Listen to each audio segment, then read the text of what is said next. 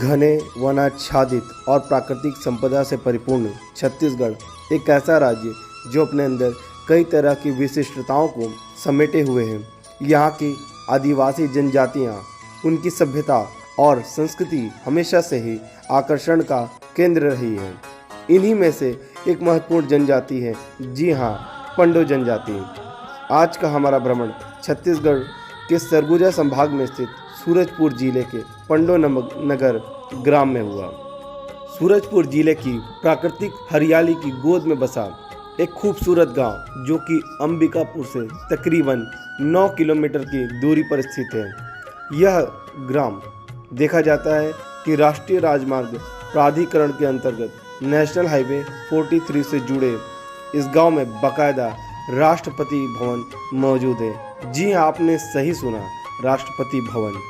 सरगुजा की इस मूल जनजाति को विशेष संरक्षित जनजाति का दर्जा प्राप्त है और इसके साथ ही इन्हें राष्ट्रपति के दत्तक पुत्र के रूप में जाना जाता है। दरअसल भारत के प्रथम राष्ट्रपति डॉक्टर राजेंद्र प्रसाद का एक खास रिश्ता रहा है। आज़ादी के बाद डॉक्टर प्रसाद भारत के प्रथम राष्ट्रपति बने। इसी बीच साल 1952 में उनका छत्तीसगढ़ आगमन हुआ। छत्तीसगढ़ आने पर उन्होंने सरगुजा में पंडो आदिवासियों के बीच जाकर कुछ समय रहने की अपनी इच्छा को जाहिर किया। वे पुरानी यादों को संजोना चाहते थे। 22 नवंबर 1952 वह दिन जब सरगुजा के महाराजा श्री रामानुज शरण सिंह देव के साथ वे पंडो नगर पहुँचे। यहाँ राष्ट्रपति के प्रवास के लिए एक भवन निर्मित किया गया।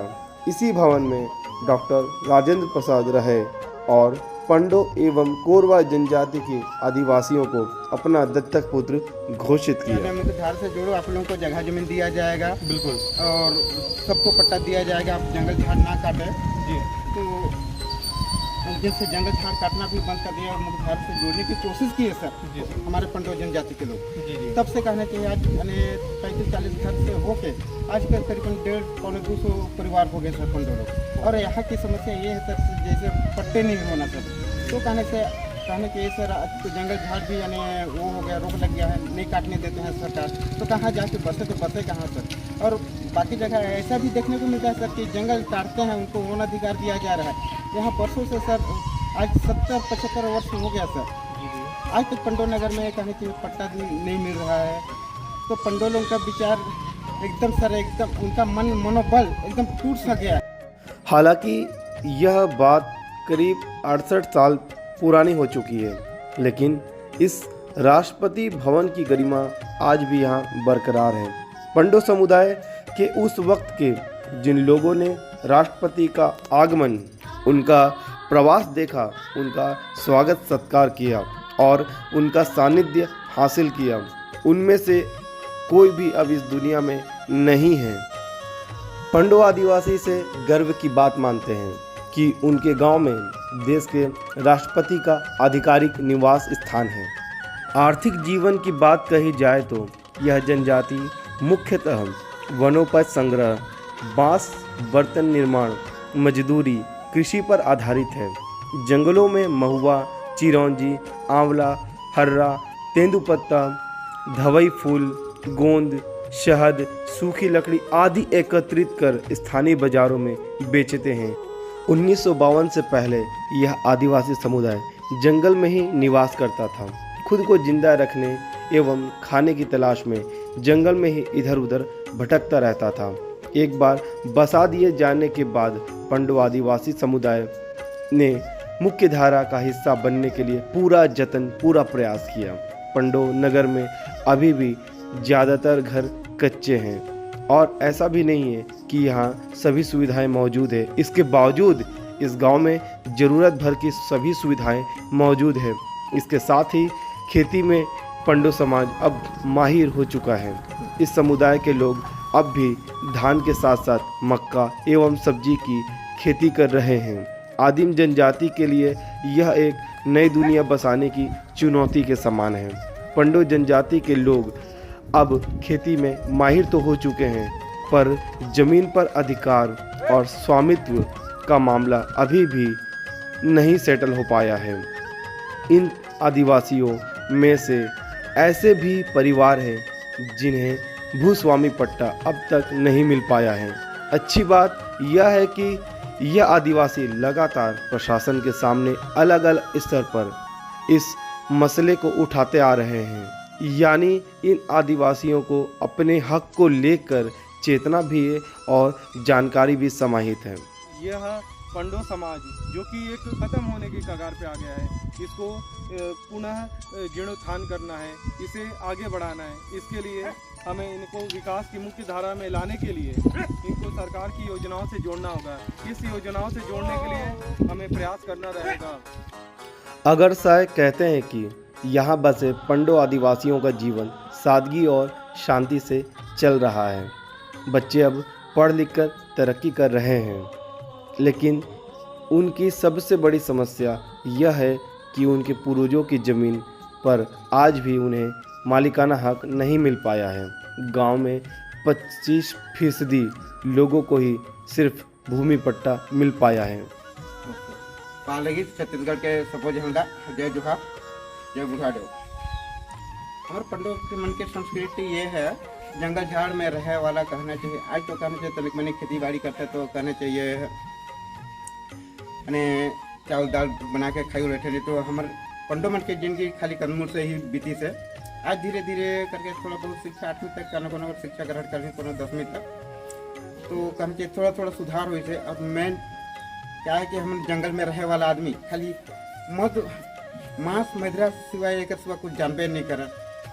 सिर्फ जंगल में जाना, तीर धनुष, कंदमूल खाना और जेला हम पंडवानी भाषा में मद कथन, नहीं तो शराब हो एक सेवन करथन। तो आज तो बहुत कम हो गए कहना चाहिए, आज 50% कम हो गए। आज नहीं लें तो आज कहना चाहिए मुख्य धारा से धीरे धीरे जुड़त है। यानी आज चावल दाल भी खाते हैं, मांस मदिरा भी खाते हैं, लेकिन अब थोड़ा थोड़ा कर समाज के मुख्य धारा से जुड़ने का कोशिश कर रहे हैं। प्रमुख त्यौहार के रूप में ये जनजाति कर्मा त्यौहार, लाटा महुआ त्यौहार, होली, दशहरा, दिवाली आदि मनाते हैं। कर्मा पूजा के समय लड़के व लड़कियां कर्मा नृत्य करती हैं। होली के समय होली नृत्य, विवाह के अवसर पर बिहाव नाचते हैं। इनमें प्रमुख लोकगीतों में कर्मा गीत, बिहाव गीत, फाल्गुन इत्यादि हैं। पूजा में हमारे नृत्य में तो कहना चाहिए हमारे कर्मा होल, कहना चाहिए शादी के अलग नृत्य होल। लेकिन पंडो समुदाय के बाकी गांव की तस्वीर शायद इतनी बेहतर नहीं है। स्वास्थ्य के मामले में इन समुदाय की स्थिति बहुत अच्छी नहीं कही जा सकती, खासकर दूर सुदूर एवं दुर्गम क्षेत्रों में बसे गांव। आधुनिक सुविधा एवं जानकारी के अभाव में अक्सर आदिवासी अपने उपचार हेतु घरेलू जड़ी बूटी पर निर्भर होते हैं। मामूली बीमारियों में तो यह जड़ी बूटियाँ कारगर होती है, परंतु गंभीर बीमारियां एवं आधुनिक उपचारों के अभाव में कभी कभी जानलेवा साबित हो सकती हैं।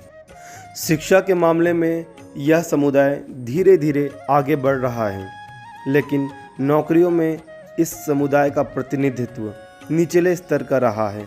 सामाजिक, आर्थिक एवं सांस्कृतिक मोर्चे पर पंडो आदिवासी समुदाय के साथ वही हुआ है जो अन्य सभी आदिवासी समुदाय के साथ होता आया है।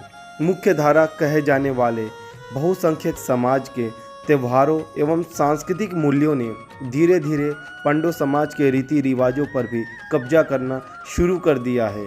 यह समुदाय हिंदी एवं छत्तीसगढ़ी में अब बात करता है। उत्पत्ति की बात कही जाए तो प्रचलित दंत कथाओं के अनुसार इस जनजाति के लोग अपनी उत्पत्ति महाभारत कालीन पांडव से मानते हैं। इनके अनुसार 5 भाई पांडव अपना राजपाट जुए में हार कर वनवास हेतु जंगल में कुछ समय बिताए थे। जंगल में कंदमूल फूल फल खाकर वे अपना गुजर बसर करते थे। पंडो जनजाति के लोग उन्हें कंदमूल एकत्र कर भोजन के लिए उपलब्ध कराया करते थे। माता द्रौपदी ने पंडो जनजाति के लोगों को बांस से विभिन्न प्रकार की टोकरी, सूपा आदि निर्माण करने की कला एवं गांडीवधारी अर्जुन ने इन्हें तीर धनुष बनाना और चलाना भी सिखाया था। इनके लोकगीत तथा लोक कथाओं में पांडव राजा का उल्लेख भी आता है। सर ये हमारे यहाँ मोर धनुष लागे मैं पंडवानी में बोल रहा सर। बिल्कुल। ये मोर धनु हो, ये मोर तीर। अब मैं कहूँ तो शिकार करे जेबू तब इके धर के जीबू। और आज तो मोर वो साधन नहीं है, एक टांगी भी हुआ नहीं खाने जी, तो वो चीज नहीं खाए मोर थे। तो खैर सर मोर पंडवानी भाषा तनिक तनिक समझ में आत हुई। बिल्कुल। तीर कमान धनुष जो कि आपकी पुरानी परंपरा को जीर्णोत्थान करती है। और मतलब जैसे मेहमान घर में आते हैं तो आप पहले उनको पाँव धुल के फिर अंदर मेहमानों को लेके, मतलब ये आपका संस्कार है, सत्कार करने का एक तरीका है। उसी तो आए लिए चलते हैं हम इनके प्रमुख व्यवसाय और जीवन को जो पालने पोसने की इनकी प्रक्रिया है अपने और अपने परिवार के लिए। और पट्टे में जितनी ज़मीन इनको प्राप्त है उस आधार पर ये किस प्रकार की खेती करते हैं और किस प्रकार की कृषि और सीजनेबल सब्जी लगाते हैं जो इनकी आजीविका का प्रमुख स्रोत रहा है, इनके बारे में जानने की प्रयास करते हैं। सर हमारे जीविका में ये है सर कहना कि मैंने धान का रोपा लगा थे जी। तो ये रोपा मान के चला 1.5-2 एकड़ जमीन है, तो आधा में काम के रहर कर खेती करी है। अच्छा। रहर बनी है और कुछ में धान की खेती करते हैं। तो जीविका पर के ही कुछ साधन हो जाए, कुछ बनी मजूरी करे जी मेसवा हम कहते कि बनी करके कार्ड कहने की को दिन जब बीमार पड़ जाबो तो घर कहाँ जाबो, रोज दिन तो बनी करे सका ही नहीं। तो थोड़ा बहुत करथन अपन रुपा बीड़ा करथन, धान की खेती करथन। और बगरा जमीन रहते तो सोसाइटी में बेचते जाते हैं। और सोसाइटी में तो हमारा पट्टा नहीं हुए कारण सोसाइटियों में तो लेबे नहीं करे। अच्छा थोड़ा रहर तो थोड़ा धान उड़द ये सब करथन, बनी मजूरी करे मेरा यही जीवन जीने का साधन है जी। प्रमुख देवी देवता में महामाई, वागेश्वर देव, तिहारी माई, गहवा देवता, बाबा देव, अन्य कुमारी आदि प्रमुख हैं। उनके प्रमुख देवता बराईथन हैं। वे ज्वालामुखी नामक देवी की भी पूजा करते हैं जो आदिवासियों की कोई शक्ति देवी प्रतीत होती है। देवी देवता की पूजा, त्योहार, उत्सव आदि में सिंदूर, चावल चढ़ाकर गुड़, शराब, मुर्गी, सुअर तथा बकरा आदि की बलि देकर करते हैं। पूजा करे वो पूजा करके दे तेला मन मुठ लेथी कथन ओला मुठ लेथन तो वहीं से हम शुरू करते खेती बाड़ी करे बड़ी जी जी। और हम हमारे देवता जगह ये विनती कथन जो एक विशेष पिछड़ी जनजाति है, इनके जो देवता है जिनकी आस्था और पूजा भक्ति भाव से करते हैं, तो उससे पहले आइए जानते हैं किन देवता की पूजा करते हैं और इनसे इनको क्या लाभ मिलता है जिसकी अपेक्षा है। ये हमारा देवस्थान हमारे गांव के देवता, हमारे गांव का देवता हमारे सब पूरा परिवार मिलके एक बसाए हनेला रहे पर तो पत्थर है, लेकिन हमने देवता से कम नहीं माना।